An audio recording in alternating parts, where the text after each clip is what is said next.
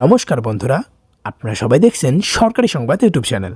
বন্ধুরা, যেমনটা আমরা ভালো মতোই জানি যে 2022-এর ডিসেম্বরের লাস্ট উইকের মধ্যে কিন্তু কেন্দ্র সরকার রাজ্য সরকারের কাছে পুরো আবাস যোজনার ফাইনাল লিস্টটা চেয়েছিল, আর যার জন্য কিন্তু রাজ্য সরকারও সেটা পেশ করে দিয়েছে।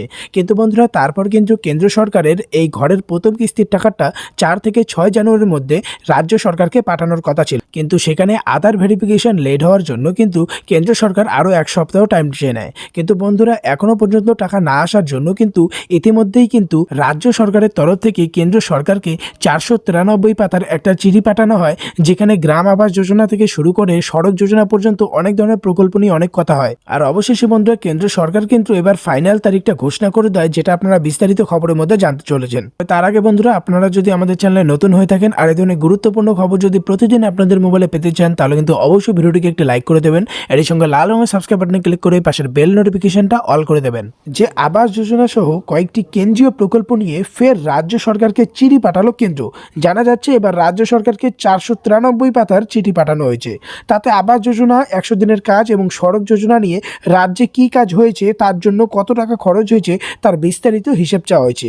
বন্ধুরা, এরই সঙ্গে দেখুন এখানে বলা রয়েছে, রাজ্যের তরফে দাবি করা হচ্ছে যে বাড়ি তৈরিতে অনুমোদন দেওয়া হলেও এখনো পর্যন্ত টাকা দেওয়া শুরু করেনি কেন্দ্র সরকার। 4 থেকে 6 জানুয়ারিতে প্রথম কিস্তির টাকা ঢুকে যাওয়ার কথা ছিল, কিন্তু সেই টাকা এখনো পর্যন্ত আসেনি।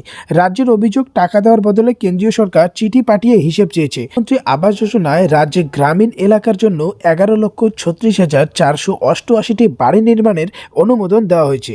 টাকা না পেলে এই সমস্ত বাড়ি নির্মাণ কিভাবে হবে তা নিয়ে উঠছে প্রশ্ন। বন্ধুরা, এই বাড়ি তৈরি করতে প্রায় 13,000 কোটি টাকার খরচ হওয়ার কথা আছে, কিন্তু এখানে রাজ্য সরকারকে 40% টাকা দিতে হবে, যার জন্য রাজ্য সরকারকে 4,800 কোটি টাকা দিতে হবে।